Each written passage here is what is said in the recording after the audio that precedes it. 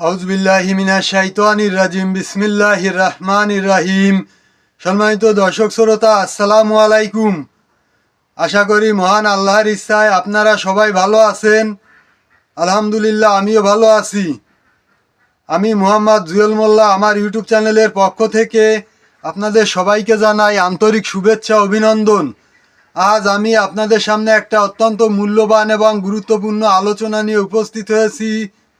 আজকের আলোচনা, কয়েকদিন আগে বিএনপির এক নেতা, বিএনপির সম্ভবত সাবেক সংসদ সদস্য জনাব হারুনুর রশিদ, উনি একটা বক্তৃতার মাঝে বলছিলেন, কয়েকদিন আগে উনি একটা দাবি করেছিলেন। দাবিটা হচ্ছে যুদ্ধ অপরাধের যে বিচার, এই বিচারটা চলমান রাখার।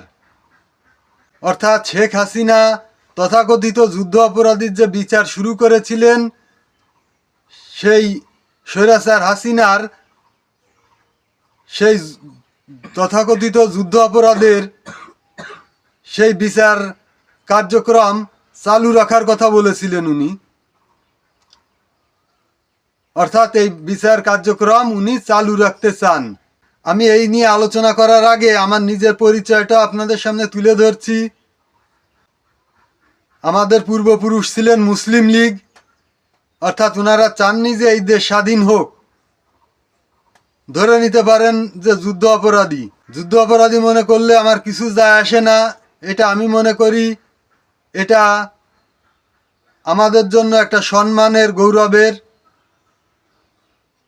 জামাত ইসলাম তো যুদ্ধ করেনি, যুদ্ধ না করে যুদ্ধ অপরাধী হয়েছিল। এটা রাজনৈতিক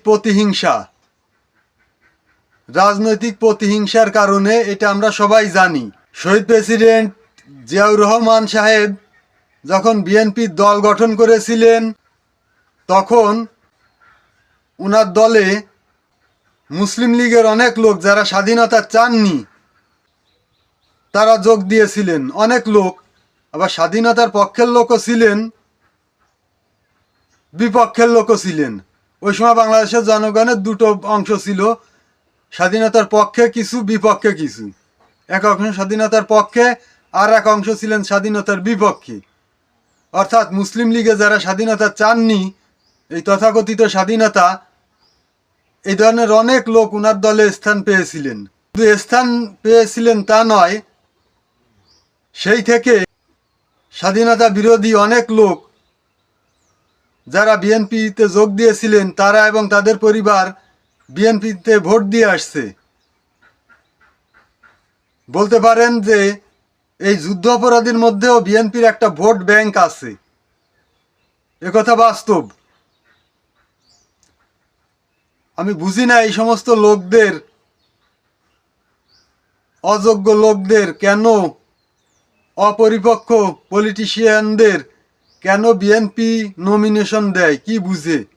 হারুনুর রশিদ যদি ভবিষ্যতে কোনোদিন আওয়ামী লীগ বিএনপি থেকে নমিনেশন পায়, তাহলে ওনাকে ক্লিয়ার করতে হবে যে উনি যেহেতু যুদ্ধ অপরাধের বিচার চান, তাহলে যুদ্ধ অপরাধের যে পরিবারগুলো, তাদের ভোট চান কি না।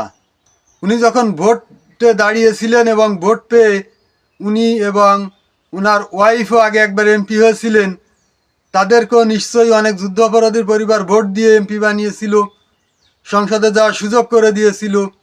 এখন ওনাদেরকে এই কথাটা ক্লিয়ার করতে হবে যে আপনার তো যুদ্ধ অপরাধের বিচার চান, বিচার কার্যক্রম চালু রাখতে চান, তাহলে কি যুদ্ধ অপরাধীদের ভোট চান কি চান না? তাহলে ঘোষণা দেন যে যারা স্বাধীনতার বিপক্ষে ছিল, যুদ্ধ অপরাধী পরিবার যারা যারা স্বাধীনতার বিপক্ষে যুদ্ধ করেছিল এবং তাদের সমর্থন যারা দিয়েছিল, অর্থাৎ যারা স্বাধীনতা চায়নি, তারাও তো যুদ্ধ অপরাধী। যুদ্ধ অপরাধ করা আর যুদ্ধ অপরাধের সমর্থন দেওয়া একই অভিযুক্ত, একই দোষে অভিযুক্ত, একই দোষে দোষী। তাহলে উনি বলে দিক স্পষ্ট যে স্বাধীনতার বিপক্ষে যারা আছেন, যেসব পরিবার, তাদের ভোট আমার লাগবে না, আমি চাই না। ভোটে দাঁড়াবেন স্বাধীনতা বিপক্ষের লোকের ভোট নেবেন, যুদ্ধ অপরাধীদের ভোট নেবেন, আবার যুদ্ধ অপরাধীদের বিচার করবেন।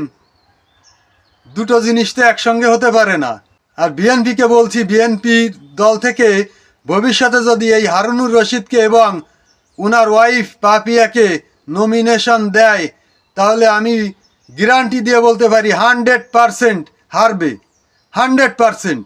যারা যারা আমার ভিডিওটা দেখছেন তারা লিখে রাখেন, দেখেন আমার কথা মিলে যায় কি না। তথাকথিত 71-এর স্বাধীনতার পর থেকে আমাদের পূর্বপুরুষ বিএনপির রাজনীতির সঙ্গে জড়িত, তাই বিএনপির কোনো ক্ষতি হোক, দলের কোনো ক্ষতি হোক, এটা আমরা চাই না। এজন্য বিএনপির হাইকমান্ডকে বলবো এইসব লোকদের বক্তব্যের জন্য দল ভবিষ্যতে অনেক পিছনে পড়তে পারে।